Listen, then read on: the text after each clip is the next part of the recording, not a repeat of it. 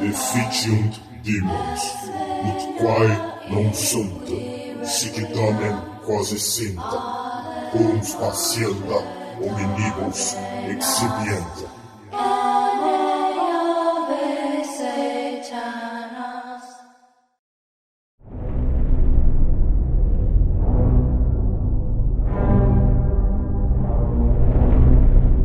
David cambaleou até o seu carro atordoado. As últimas horas foram um borrão completo. Imagens assustadoras cruzavam esporadicamente a sua mente, lentamente lembrando do inferno que ele estava deixando para trás. Ele procurou o telefone no bolso e discou 911. Não havia como explicar nada disso, mas por algum motivo, sua primeira reação foi ligar. Talvez eles pudessem apenas vir aqui e confirmar que é uma casa normal, nada mais. Eles poderiam tranquilizá-lo, e ele poderia ir para casa, viver uma vida normal com... Então ele se lembrou. A sujeira sob seus pés escorreu ao redor enquanto David voltava para casa. Maggie estava lá. Enquanto corria, ele folheava o telefone, procurando as mensagens de texto antigas que sabia ter enviado. Mas não havia nada. Havia mensagens de texto para Maggie e de Maggie, mas todas estavam em branco. David xingou baixinho quando chegou à porta. Ele tentou a maçaneta, mas não adiantou. Com os 2 punhos, ele esmurrou a porta, gritando o nome de Maggie. Nada. Seus punhos estavam vermelhos e queimando. E David caiu de joelhos, as palmas das mãos arrastando para baixo na porta enquanto ele passava. Depois de alguns momentos, David sentiu seus olhos arderem. Ele a havia deixado lá dentro. A mulher que ele amava entrou lá para salvá-lo e tomou seu lugar. Ele tinha que encontrar uma maneira de entrar. Tinha que haver outra maneira de entrar. David levantou-se com uma energia renovada. Mas antes que pudesse se mover, sentiu seu telefone vibrar. Era uma mensagem de texto, e ao olhar o nome, lhe deu alívio. Era Peter Terry. Talvez ele pudesse ajudar. Hey Dave, você está ok, cara? Não tenho notícias suas há um tempo. Ah, Peter, Jesus, cadê você? Estou na casa. Eu fui te encontrar, cara. Eu disse para não ir. Agora já passou, mas tanto faz. Mas, Peter, eu preciso voltar. Você sabe como? Ah, vá para trás. Há um carvalho ao lado da casa com um alçapão na base. Passe por ali e vá a uma entrada de serviço. Por que diabos esse lugar precisa de uma entrada de serviço? Apenas vá para a árvore, cara. Estou tentando ajudá-lo. David não teve tempo de perguntar mais nada. Ele saiu correndo pela varanda até o outro lado da casa, saltando sobre a grade lateral e caindo em uma pilha desajeitada abaixo. Ele podia ver que a árvore não estava longe, ou talvez estivesse. A árvore era tão grande que a percepção de profundidade era difícil de imaginar. E isso já existia antes? Sim, ele tinha outras coisas em mente antes, e quem realmente repara em árvores? Mas esta era enorme. Ele correu para o lado, e lá estava, uma pequena porta de madeira no chão abaixo dela, como uma daquelas velhas portas de porão que as casas costumavam ter, levando a seus porões. David olhou ao seu redor e pelas costas, mas ele não tinha certeza do motivo. Ele apenas teve um desses sentimentos. Afastando-se, David puxou a maçaneta.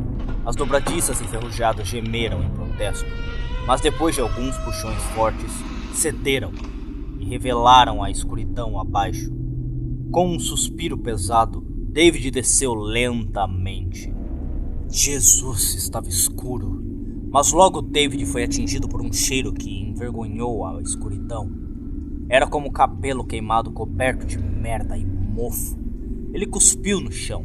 Ele podia sentir o gosto desse cheiro. David pegou seu telefone e colocou no brilho máximo. Não era muito, mas pelo menos ele conseguia ver as paredes ao redor. Olhando em volta na penumbra, David notou algo estranho. Ele não tinha estado em muitos túneis subterrâneos, para ser justo, mas presumiu que as paredes seriam de terra, lama ou algo assim. Ele não conseguia ver o que era, mas não era nada feito pelo homem. ou que pudesse passar por sujeira. A curiosidade levou a melhor sobre ele, e com o telefone estendido, ele foi até uma das paredes laterais. Ele teve que se aproximar para vê-lo, com o telefone quase tocando a parede. Os olhos de David se arregalaram. Não pode. Com a outra mão, David cutucou a parede, deu um soco, mas foi sólido. Ele se lembrou do cheiro e agora sabia sua origem. Era carne. As paredes do túnel estavam cobertas de pele queimada. David moveu o telefone alguns centímetros e seguiu a luz. Ele viu áreas onde diferentes peles foram costuradas com algum fio metálico espesso, quase como um fio de cobre. Uma seção fez seu estômago revirar. Era um rosto humano, esticado e alongado, com os olhos e a boca costurados. O nariz foi removido e o buraco que ficou para trás também foi suturado. Talvez fosse o cheiro ou a visão disso, mas David não aguentou. Com uma guinada, ele virou para o lado e vomitou no chão. O túnel continuou por horas. O que provavelmente foram apenas alguns minutos, pareceram horas para David. Ele tinha que entrar e salvar Maggie. Nada mais importava. Peter era amigo dele, mas se fosse preciso, Maggie seria a primeira a salvar. Peter poderia apodrecer lá se necessário. Então, novamente, foi ele quem lhe contou sobre o caminho. O debate mental de David cessou depois que algo por trás o tocou. Com um sobressalto, ele se virou e ficou cara a cara com nada. Confuso, David pegou seu telefone e estendeu a mão para a escuridão. Nada, exceto uma parede. Uma parede que não existia há 2 minutos, fétida e coberta de carne. David gritou e bateu na parede à sua frente. E ela cedeu apenas um pouco. O salão estava encolhendo, prendendo enquanto ele caminhava. Atingiu David como um trem. Ele estava no túnel de serviço, mas estava dentro da casa. Ele sabia, sem volta, a casa estava puxando-o para dentro. Anteriormente, isso poderia ter perturbado David, mais do que naquele momento. Ali, naquele túnel infernal, David mal se encolheu. Ele tinha visto do que este lugar era capaz, e ele tinha testemunhado algumas das experiências de teste de sanidade inimagináveis. Ele tinha visto tudo, ou pelo menos, ele pensou. Enquanto caminhava, David podia ouvir o túnel diminuindo por trás. O barulho de carne se esfregando e se contorcendo para selá-lo fez com que ele se sentisse enojado. Mas ele apenas acelerou seu andar. Depois de um momento, ele ouviu algo que o fez parar de repente. Era uma voz de uma menina, e não era de Maggie. Por que você voltou? David ficou ali congelado. A voz parecia vir de todos os lugares. Por quê? Por que você voltou? A gritaria estava se aproximando e David se apoiou contra a parede dos fundos. Logo ele ouviu passos surdos de alguém correndo em sua direção. E então ele a viu. Uma garota, com menos de 13 anos, correndo até ele, gritando sua pergunta constante. David estava atordoado demais para reagir, apenas parado ali. A garota correu até ele e começou a bater em seu peito com punhos, primeiro com força, mas depois enfraquecendo. Como uma garota mimada batendo no chão enquanto não consegue o que quer. Por que, Dave? Por que você voltou? A garota caiu de joelhos na frente dele, um golpe final contra sua perna. David ficou ali em estado de choque, mas as mãos ligeiramente levantadas e tensas. Seu medo começou a diminuir para fora dele. Ela claramente não era uma ameaça e não parecia ser um fantasma ou algo assim. Ei, ele começou. Está tudo bem? Quem é você? A garota pulou ligeiramente com as suas palavras. Lentamente, ela levantou a cabeça para olhar para David. Seu coração afundou enquanto ele viu o rosto dela. Sem olhos. Absolutamente sem olhos. Escuridão. E quando ela falou, ele podia ver dentro de sua boca, sem língua e sem dentes. Apenas um vazio. Você veio para nos salvar, não é? A garota se levantou e afastou o cabelo do rosto.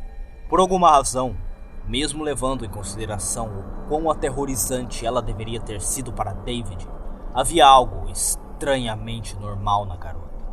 Ela tinha cabelos castanhos na altura dos ombros e era magra como um trilho, com algumas manchas de sardas no nariz e nas bochechas. Até suas roupas poderiam ser encontradas em qualquer loja, regata preta e jeans enfiados em botas vermelhas pretas. Ela era mais velha do que ele pensava também, perto dos 16 anos, se é que ela tinha idade. Um zumbido atrás deles assustou os dois e arrastou David de volta à sua situação atual. Nós temos que ir, ela disse. Agora. E a garota agarrou a mão dele e saiu correndo. Surpreso, David o seguiu e quase deixou cair o telefone. Ele tentou segurá-lo o máximo que pôde para iluminar o caminho. Não precisa. A garota ergueu a mão livre à sua frente enquanto falava. Ela murmurou algo baixinho, algo que não poderia ser inglês. E uma luz brilhante pulsou à frente deles e a seguiu. Era como se um holofote de cima estivesse seguindo seus movimentos. O zumbido de trás deles estava ficando mais alto conforme eles se aproximavam da primeira bifurcação do túnel. Sem hesitar, a garota os desviou para a direita. Claramente, ela sabia para onde estava indo, e David não iria discutir. Depois de um momento, o zumbido parou e eles pararam na frente de uma escada que levava à escuridão. Aqui em cima! E a garota começou a subir as escadas antes deles. David voltou à realidade e ficou incrivelmente confuso. Ei, espera! A garota parou no meio da subida e olhou para cima do ombro. Olha, eu sei que isso é estranho. Não. Eu sei o que é estranho.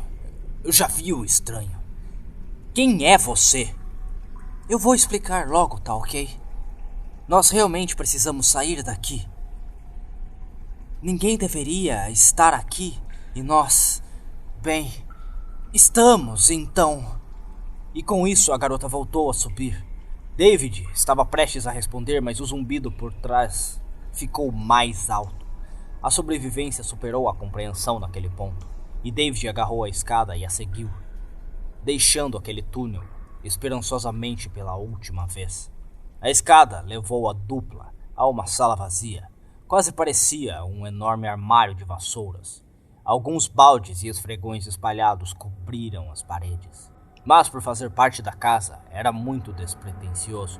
A garota ao lado dele se desvencilhou e empurrou a mão para David.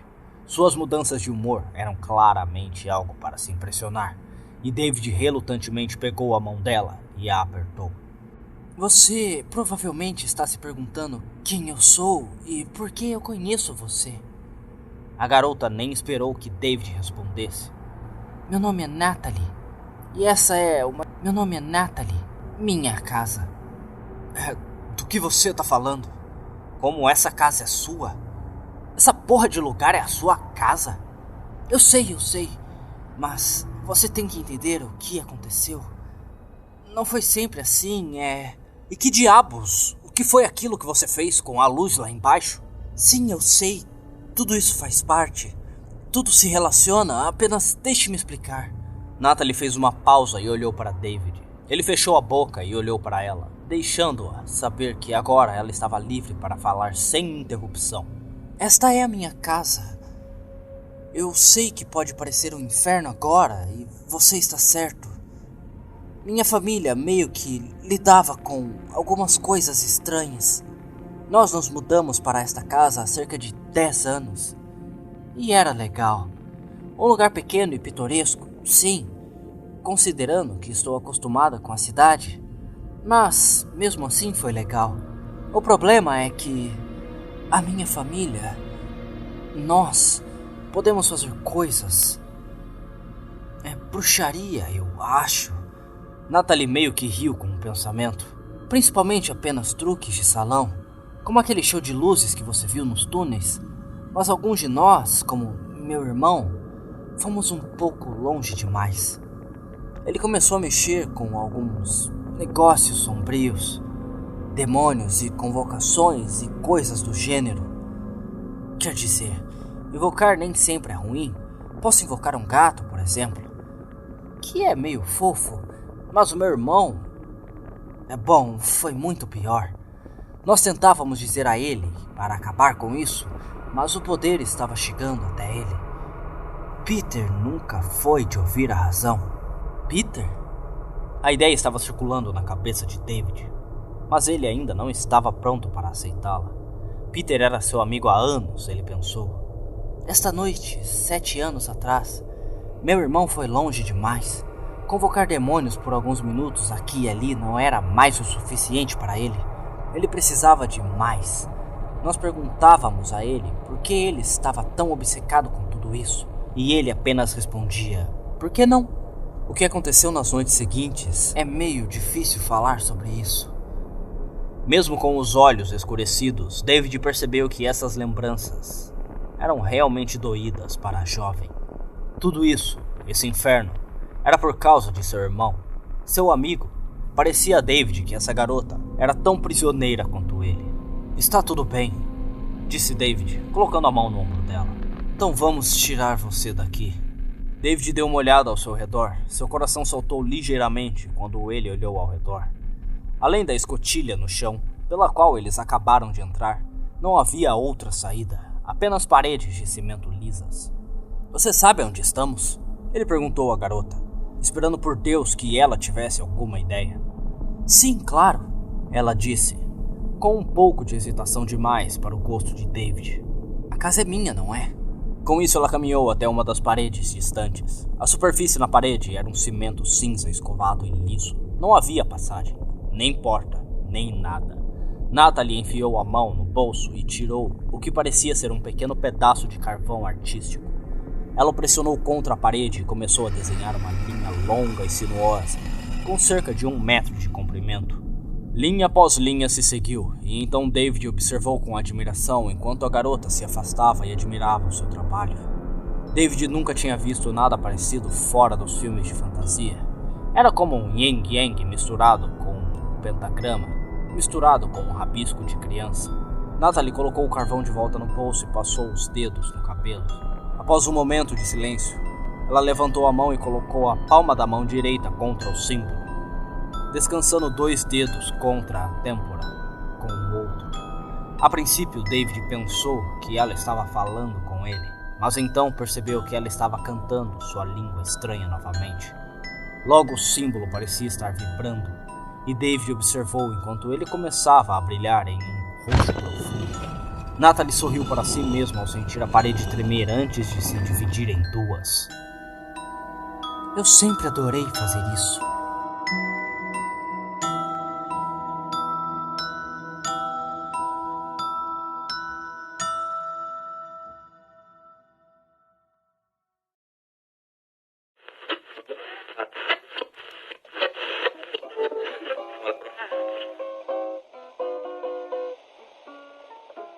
Se você chegou até aqui, eu lhe agradeço muito e venho lhe convidar para assinar o meu Apoia-se.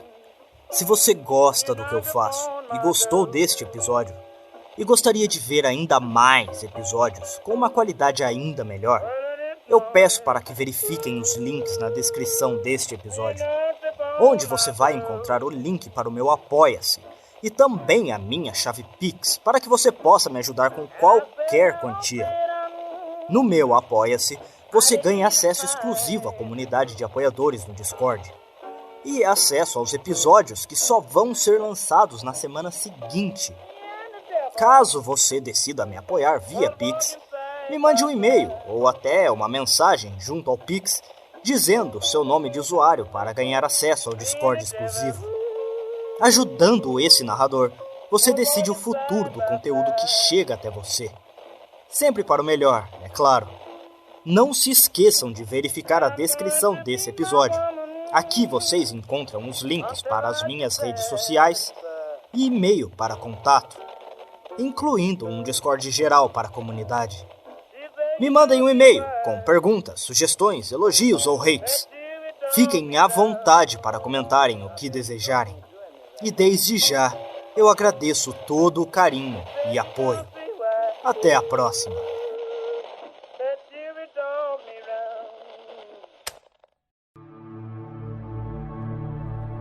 irmãos e irmãs.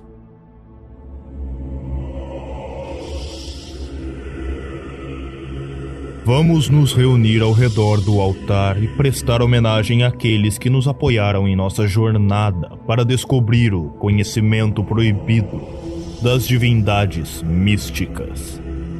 Suas contribuições são a força vital que alimenta a nossa devoção aos seres antigos que residem além do véu.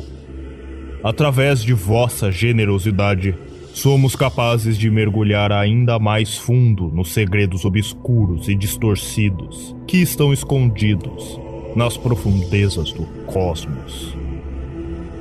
Gostaria de oferecer um agradecimento especial aos nossos devotos seguidores, que demonstram lealdade inabalável à nossa causa.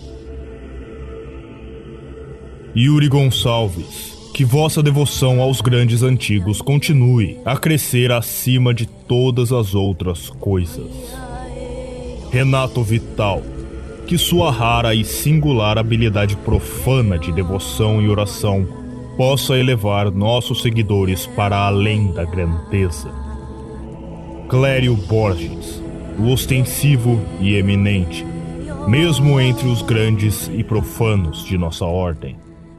Que vossa fé e sabedoria jamais se esgote.